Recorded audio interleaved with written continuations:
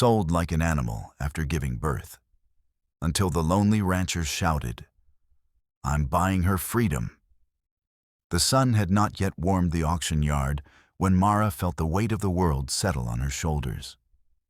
New life, sticky and small, lay against her chest beneath the rough blanket the midwife had given her.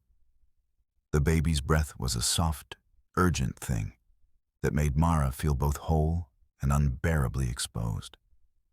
She had no name for the child yet, no papers, no father to claim them, no home to shelter them. Just a bleeding, swelling bruise where hope should have been.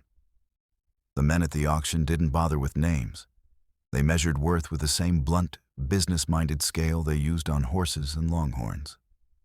Mara watched from the back of a battered wagon, her cries swallowed by the crush of voices and clink of chains. The auctioneer barked numbers.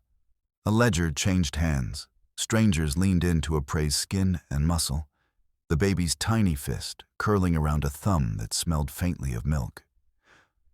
"Good mother," one of them joked, and the laughter that followed tasted like rust. They spoke of labor and rents, of bones and obedience, as if they were discussing beasts. Mara's cheeks burned.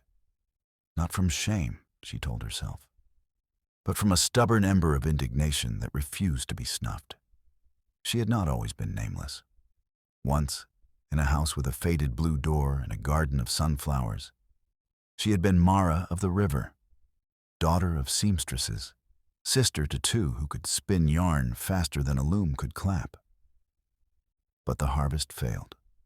Fathers died. Men with ledgers and leather sat at kitchen tables and promised to carry debts forward if someone would simply go. It had happened quietly. First her brother, then her sister. And when the baby's father, if you could call him that, left for the West with a pack and a list of reasons why he could not stay, the ledger came for Mara. When the gavel rose to speak, Mara felt something like old courage. She had borne pain and kept her head level. She had learned to split wood with trembling hands. But when they announced the lot, mother with newborn, gentle, strong, and passed the slate for bids, something inside her thinned to a sliver of something that could not be bought. The bidders circled. Men in threadbare suits, men with sunburned collars and hands that had never known a child's softness. They inspected her arms, her teeth, the way she flinched when the midwife absent-mindedly shifted the blanket. They lifted the baby as one might lift a fragile tool, listening for the sound that meant life. Someone muttered, "Cheap, considering she just birthed." The words lodged in Mara's throat like a stone. She had been sold before, sold into service for another's debt, traded for a promise that was never kept. This time, the very idea of leaving her child to a stranger, to become another anonymous pair of hands in someone else's field, felt like the erasure of everything she had been. She closed her eyes and felt the heat of the sun finally find her shoulders. In that small, stained patch of light, she tried to imagine a life where the baby's first laugh was not borrowed. A voice cut through the murmur of the crowd, thick, slow, and certain as a fence post. "Lot 32, the auctioneer called. Bids came fast, low, indifferent. Mara counted them like a litany, 5, 10, 20. The ledger moved. The circle tightened. Then a sound, like gravel rolling down a hill, turned all attention toward the far gate.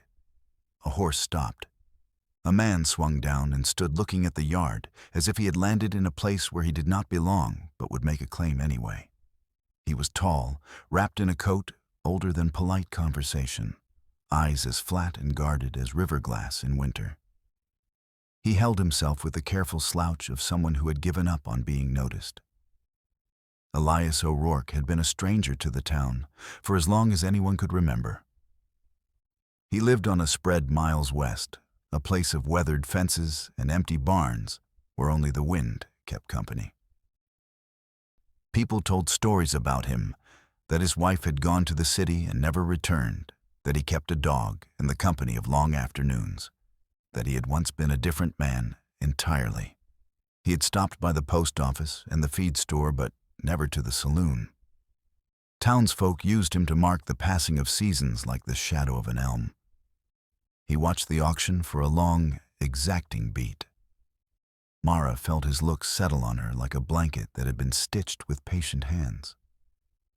She couldn't read his face, but for the first time since the midwife's blanket had been wrapped around her, someone looked at her with a kind of attention that did not catalogue, but considered.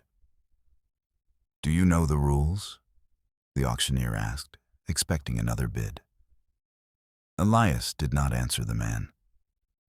He walked into the ring with boots that had walked 1,000 quiet miles. The auction fell away like a wave. People leaned forward, curious to see what the hermit would do. "I'm buying her freedom," Elias said. The words rose from him as plain as gospel. The yard froze, a held breath. The ledger slapped shut. Mara's stomach folded in sudden, dizzy surprise. The child in her arms stirred, tiny fingers curling like reeds.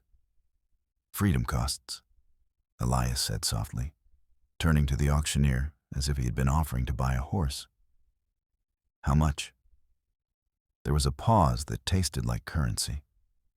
The auctioneer, quick for a commission, named a price that would have meant a year's wages for a working family. Hands were rubbed. The bidder who had been poised to take Mara withdrew with a shrug that said inconvenience more than defeat. Elias reached into his coat, not for a ledger, not for a pistol, but for a small, worn purse. He placed coins on the table with the deliberate care of a man who knew the shape of what was right. The town watched the exchange as if watching fate decide what to do with mercy. As the gavel struck and the auctioneer called, "Sold," a murmur rose, part relief, part scandal. Mara felt the world shift under her like a door opening. Tears came, unbidden and hot, because there were so few words left for astonishment. "You didn't have to," she said when they finally stood face to face, the baby asleep against her throat now. He shrugged as if he had, in his life, done nothing but that, refused the conveniences of not caring. "She didn't, no, but I could hear you breathing from the gate," he said, and his voice held a quiet humor. "And a baby's lullaby is a poor thing to sell." They walked together out of the yard, leaving the ledger on the table like something that had been used and had nothing more to say. The town gossips found a new story to spin. The lonely rancher with soft hands who paid more than he needed to for a woman and her child. They speculated on motives and on madness. On the road to Elias's ranch, Mara learned the contours of small graces, how he stacked wood, how he brewed coffee in a pot that had seen the sun rise and set for a decade, how he hummed old songs while mending a fence. Elias learned the surety of Mara's hands when cleaning a wound, the way she coaxed sleep when the baby fussed, the stubbornness of a woman who would not let herself be reduced. They spoke of little else at first: weather, the cost of hay, the way the creek ran in spring. They spoke around the larger things like men placing stepping stones over a river. Each evening, Mara would sit on the porch and watch the child grow in the protection of a man who had once preferred wind to talk. And slowly, in the hush after storms and the glow of winter fires, they built a small life where names mattered and debts were not the measure of a person. The town eventually stopped whispering. Some never stopped. Gossip is a crop that feeds on the same soil as wonder. But what happened in the yard that day became less an event than a beginning. Mara learned to call the baby by a name that sounded like sunrise. Elias learned that the fences of his life could be mended from the inside. Years later, when the child, who grew to be quick with a laugh and steady hands, helped mend a gate while Mara and Elias sat by the porch light. They often told the story differently. Mara would say simply, "He bought our chance." Elias would refuse the grandness of it, pointing instead to the ledger thrown away and to a cup of coffee at dawn. The truth lived somewhere in between, in the yard where a human being had once been catalogued like livestock, in the voice that had shouted across the tide of indifferent men, in the slow, patient work of making a home where a life could be kept whole. And sometimes, on nights when the wind came down from the hills and the ranch felt as if it might both hold and hide the world, Elias would stand at the gate, listening. He would close his eyes and remember the auctioneer's gavel. The way a life once measured for sale was now measured in lullabies. He had bought something that could not be priced. Not only a woman and her child, but the right to love them without ledger or claim. The cost had been coin. The return was freedom. A thing that, once given, made every small kindness afterward feel like payment enough.